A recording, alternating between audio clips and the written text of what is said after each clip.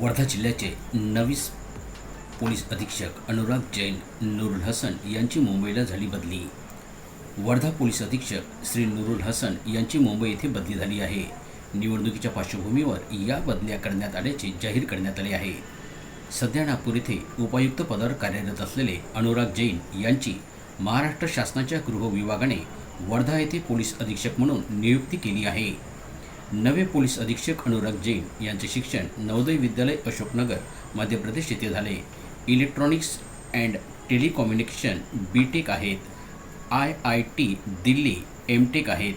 2016 UPSC उत्तीर्ण आहेत। 2017 Maharashtra police cadre आहे। त्यांचे येण्याने गुन्हेगारीवर वचक लागेल अशी आशा नागरिकांनी व्यक्त केली आहे आणि सोबतच अभिनंदनही केले आहे।